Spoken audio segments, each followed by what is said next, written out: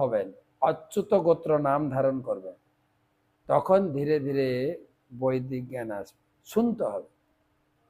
সুশ্রুম, গীতার সপ্তম অধ্যায়ের শুরুতেও বলা আছে, মজ্জাবেশ মনোজেব, কি বলে, যথা জ্ঞাস্যসি তৎশ্রীণু।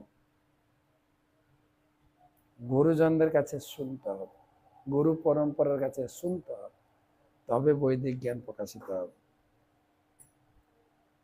কেননা এই জ্ঞান আমাদের ধরা ছোঁয়ার বাইরে।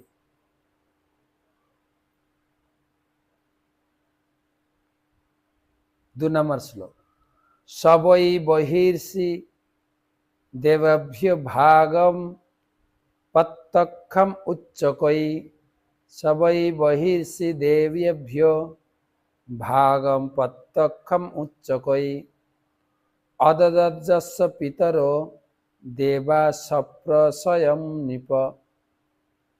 সবই বর্হিষি দেবেভ্য ভাগং প্রত্যক্ষম উচ্চকৈ, অদদজ্জস্য পিতরো দেবাঃ সপ্রসয়ং নৃপ। হে মহারাজ পরীক্ষিত, বিশ্বরূপ তার পিতার দিক থেকে দেবতাদের সঙ্গে সম্পর্কিত ছিলেন এবং তাই তিনি প্রকাশ্যভাবে বিনয়ের সঙ্গে ইন্দ্রায় ইদম স্বাহা, এটি দেবরাজ ইন্দ্রের জন্য, ইদম অগ্নয়ে, এটি অগ্নিদেবের জন্য, ইত্যাদি মন্ত্র উচ্চারণ করে অগ্নিতে দেবতাদের উদ্দেশ্যে হবি প্রদান করেছিলেন। বললাম তিনটে মাথা দিয়ে তিনটে কাজ করছিলেন, তিনটা খাবার খেয়েছিলেন। যেটা দিয়ে তিনি সমরস পান করতেন, সেই মুখ দিয়ে তিনি দেবতাদের উদ্দেশ্যে যজ্ঞের ভাগ অর্পণ করেছেন। ইদম ইন্দ্রায়, ইন্দ্রায় স্বাহা, ইদম ইন্দ্রায়, ইদং ন মম স্বাহা, ইদম ইন্দ্রায়, ইদং ন মম, ইদম অগ্নয়ে, ইন্দ্রদেব, অগ্নদেব, বায়ুদেব, সব আলাদা আলাদা নাম করে করে তিনি আহুতি দিচ্ছেন। আর যজ্ঞের সমস্ত দেবতারা আছেন ভাগ নেওয়ার জন্য। তো সেটাই এখানে বলছেন যে যজ্ঞ ভাগ দেবতাদের উদ্দেশ্যে অর্পণ করেছে। আরেকটা মুখ দিয়ে সএব দদৌ ভাগম পরক্ষম অসুরান প্রতি যজমানঃ ভাগম মাতৃস্নেহ বসানুগ।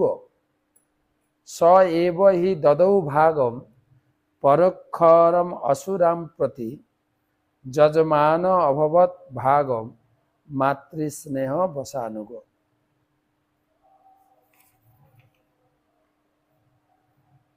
যদিও তিনি দেবতাদের নামে যজ্ঞ ঘি আহুতি দিচ্ছিলেন, তবুও দেবতাদের অজ্ঞাতসারে তিনি অসুরদেরও যজ্ঞ ভাগ নিবেদন করেছিলেন, কারণ তার মাতৃ সম্বন্ধে তিনি তাদের সম্পর্কিত ছিলেন। তাহলে যে মুখ দিয়ে সমরস পান করছিলেন, সেই মুখ দিয়ে মুখে মন্ত্র উচ্চারণ করেছিলেন, স্বাহা ইদম কৃষ্ণ, ইদম ইন্দ্রায়, ইদং ন মম স্বাহা, ইদম অগ্নয়ে, ইদং ন মম। অগ্নিদেব 33 কোটি নাম, দেবতাদের নাম উচ্চারণ করে তিনি যজ্ঞে ঘি অর্পণ করেছিলেন। কিন্তু সেই সঙ্গে যেই মুখ দিয়ে সুরাপান করতেন, সেই মুখ দিয়ে লুকিয়ে লুকিয়ে অসুরদের, অসুরায় স্বাহা, অসুরদের উদ্দেশ্যে যজ্ঞ ভাগ অর্পণ করছিলেন। কেননা মাতৃর দিক থেকে তার মা ছিল অসুর বংশে, আর এমনি ছেলেরাও একটু মাতৃভক্ত হয়, তাই মাতৃপক্ষের কৃতজ্ঞতা স্বরূপ অসুরদের যজ্ঞ ভাগ দিচ্ছে। আর এটা কিন্তু ব্রহ্মা আগে বলে দিয়েছিলেন, তুমি বিশ্বরূপকে নিয়ে যজ্ঞ করো, কিন্তু সহ্য করবে তার কিছু কার্যকলাপ, বলে দিয়েছিলেন, ইঙ্গিত দিয়েছিলেন। ইন্দ্র যখন ক্রোধান্বিত হয়ে গেলেন, সেই কথাটা তার মনে পড়ল না। ক্রোধে সব মাথা থেকে বিদ্যা সব ডিলিট হয়ে যায়।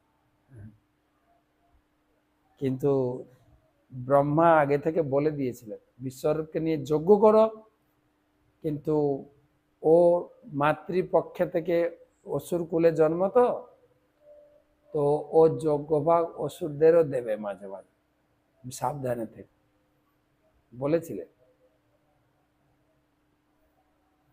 কিন্তু সমুৎকালে বিপর্যয় বলে না, আসল সময় বিদ্যাটা কাজে লাগছে না।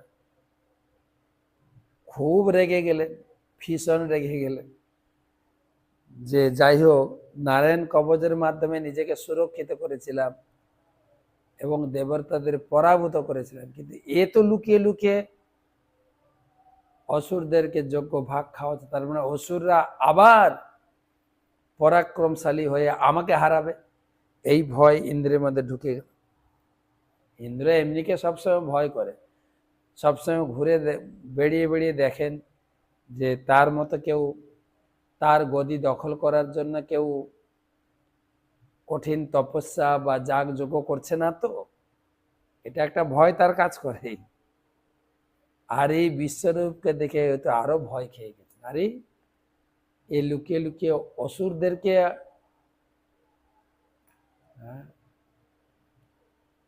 যজ্ঞের ভাগ প্রদান করছে। ভীষণ ভয়, ক্রোধে অন্ধ হয়ে গেছে, আর কিছু করতে না পারে কি করলেন, তদ্দেব হেলনম তস্য ধর্মালিকম সুরেশ্বরঃ আলক্ষ্য তরসা ভীতস্তস্যিষ্ণ ছিনত রুষা।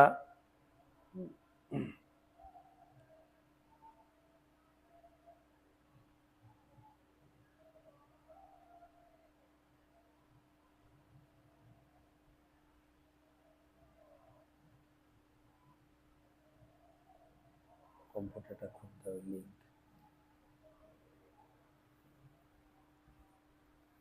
তো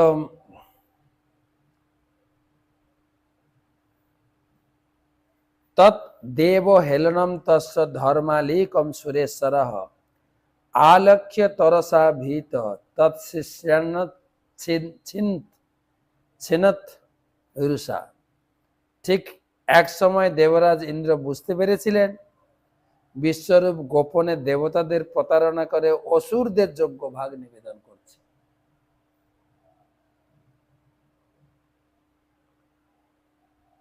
তখন তিনি অসুরদের কাছে পরাজিত হওয়ার ভয়ে বিশ্বরূপের প্রতি অত্যন্ত ক্ষুব্ধ হয়ে তৎক্ষণাৎ তার তিনটি মাথা কেটে দিলেন।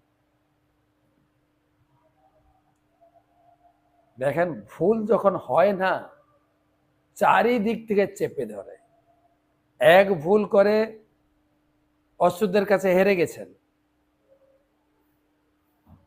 গুরুদেব অন্তর্ধান হয়ে গেছেন, এবারে দ্বিতীয় ভুল, আবার ব্রহ্ম হত্যা পাপ, তিনটা মাথা কেটে দিয়েছে।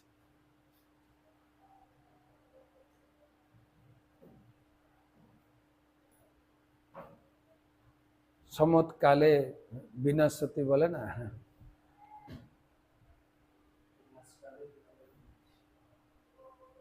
যখন যার কপালে বিনাশ কাল উপস্থিত হয় তখন তো কিছু করার থাকে না।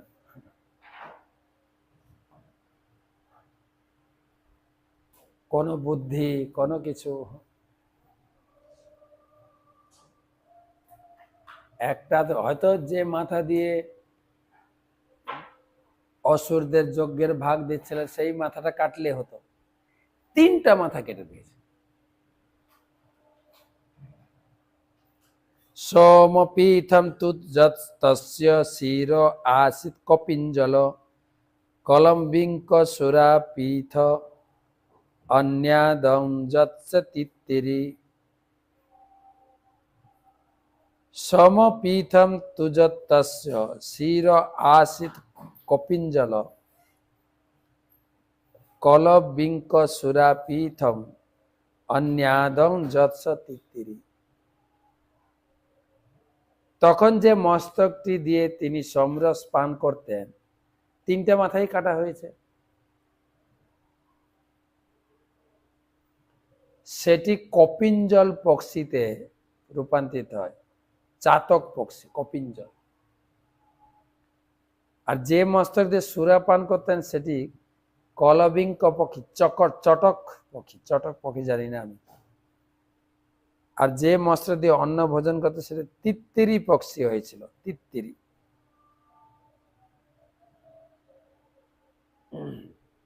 এখানে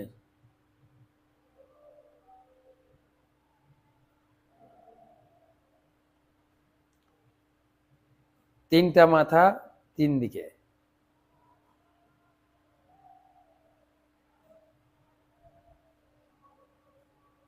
6 নম্বর ছিল ব্রহ্মা হত্যা মঞ্জলিনা জগ্রাহ যদপীশ্বরঃ সংবৎসরান্তে তদঘম ভূতানাং স বিশুদ্ধয়ে ভ্রম্যা মুদ্রুমজোষিত ভাস্য চতুর্ধা বেজদ্ধরি। এখানে আছে, এখানে ব্রহ্মা হত্যা মঞ্জলিনা জগ্রাহ যদপীশ্বর সংবৎসরান্তে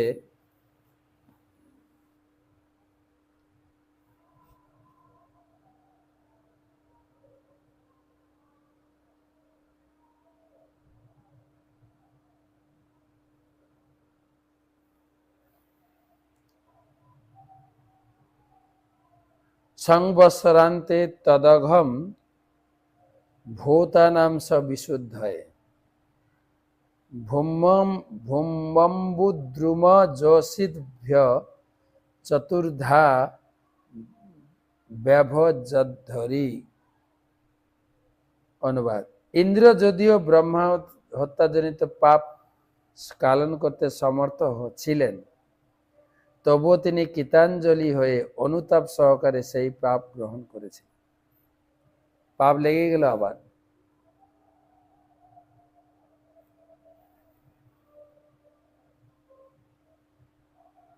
তিনি 1 বছর যাতনা ভোগ করার পর নিজেকে নিজের বিশুদ্ধিকরণের জন্য সেই পাপের ফল পৃথিবী, জল, বৃক্ষ, স্ত্রী জাতির মধ্যে ভাগ করেছিলেন। আমরা কালকে তো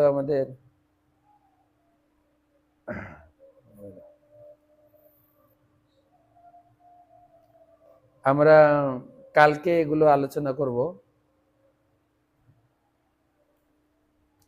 যে কি কালকে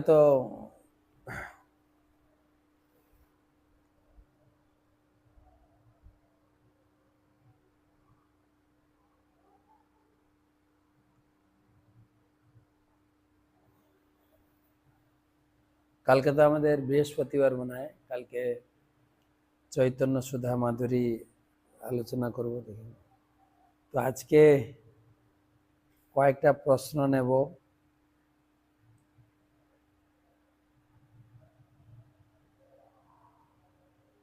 প্রশ্ন করেছেন আমাদের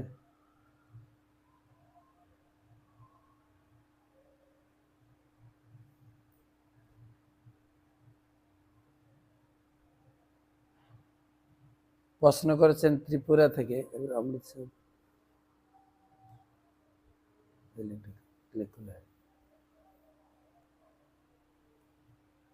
যে শুয়ে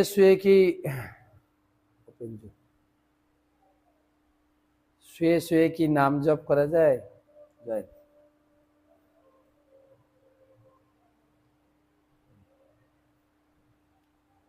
আমার প্রশ্ন হচ্ছে, শুয়ে শুয়ে জপ করবেন কেন? কেন জপ করবেন? বলা হয়েছে আপনাকে বসে জপ করতে অসুবিধা, যে শুয়ে জপ করবেন? যদি শারীরিক অসুবিধা থাকে আলাদা ব্যাপার, নাহলে কেন শুয়ে শুয়ে জপ করবেন? বসে জপ করুন।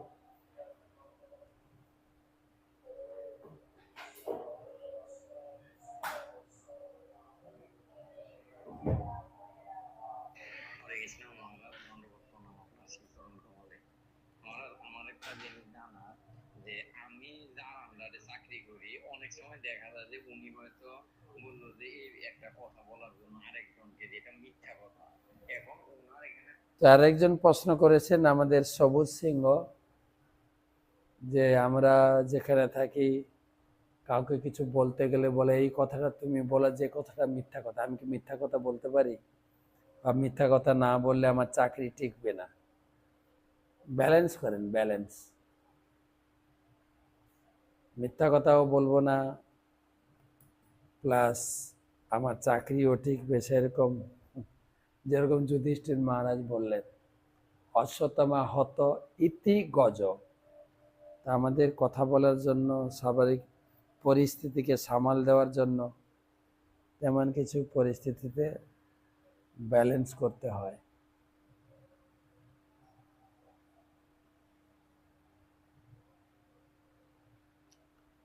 পরবর্তী প্রশ্নে এসছে, নাম নেই,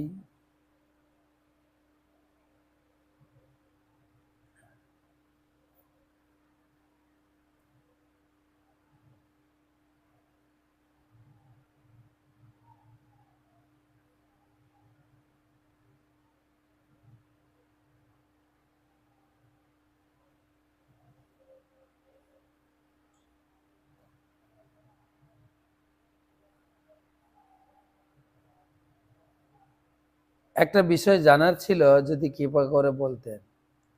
মোবাইলে দেবদেবীর ভিডিও দিয়ে বলে দেখার পর শেয়ার না করলে বিপদ, এটা কি ঠিক নাকি? কিছু কিছু ক্ষেত্রে কিছু কিছু দেবদেবীর কিছু কথা লোকে প্রচার করে, এইটা পড়ে যদি আপনি শেয়ার না করেন তাহলে আপনার বিপদ হবে। হরিনাম করেন, হরিনাম, বা ওগুলো ইগনোর করে যান। হরিনাম করেন, তাতে মঙ্গল হবে। হরিনামে সর্বসিদ্ধি লাভ করবে। হরিনাম।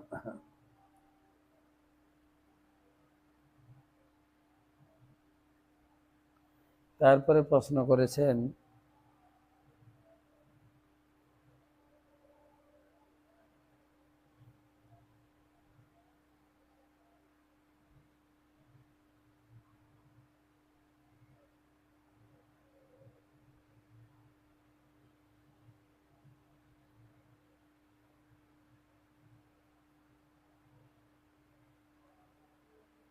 আমি ক্ষেত্র নীলাচল দাস, বাংলাদেশ থেকে, 7ই মে 23 বৃহস্পতিবার আমি গৃহস্থ জীবনে প্রবেশ করছি, কৃপা করবেন। জয়, আপনার গৃহস্থ জীবন সুখী হোক, ভগবানের কাছে প্রার্থনা করি। আরেকটি প্রশ্ন আছে, রঘুনাথ দাসের দণ্ড মহোৎসব চৈতন্য চরিতামৃতের কত অধ্যায়ে আছে? চৈতন্য চরিতামৃত অন্তলীলা, অন্তলীলা 6ষ্ঠ পরিচ্ছেদ, যেখানে রঘুনাথ দাস গোস্বামীর বর্ণনা পাবেন। সেখানে দণ্ড মহোৎসব, রঘুনাথ দাস গোস্বামী কিভাবে নিত্যানন্দ প্রভুর সঙ্গে মিলিত হয়েছিলেন সেই কথাগুলো পাবেন। চৈতন্য চরিতামৃত অন্তখণ্ড 6ষ্ঠ পরিচ্ছেদ, রঘুনাথ দাস গোস্বামীর বর্ণনা।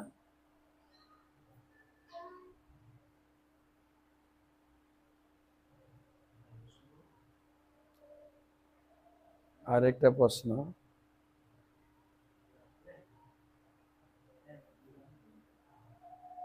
মহারাজ আমি শুনেছি মানুষ মৃত্যুর পরে দেহের আত্মা বাড়ির আশেপাশে কয়েকদিন থাকে। এখন আমার প্রশ্ন হচ্ছে, মানুষ যদি এক দেশ থেকে আরেক দেশ গিয়ে মারা যায়, বা রাস্তাঘাটে অ্যাক্সিডেন্ট করে অথবা হসপিটালে যদি মারা যায়, তাহলে সেই দেহের আত্মা কোথায় অবস্থান করে? আত্মা কি মৃত্যু দেহের সাথে সাথে বাড়িতে চলে যায়, নাকি মৃত্যুর পর যেখানে যেখানে মৃত্যু হয়েছে সেখানে থেকে যায়? আমার নাম জরিফ কুমার ত্রিপুরা, ঠিকানা খাগড়াছড়ি, বাংলাদেশে। এত মৃত্যুর চিন্তা করেন না, কোথায় মারা যাব, কোথায়, এসব চিন্তা করতে করতে করতে করতে আপনি সুষ্ঠুভাবে কাজ করতে পারবেন না। ভক্তিবিনোদ ঠাকুর বলেছেন, মারিবি রাখিবি জয় ইচ্ছা তোহারা, নিত্য দাস প্রতি তোয়া অধিকারা।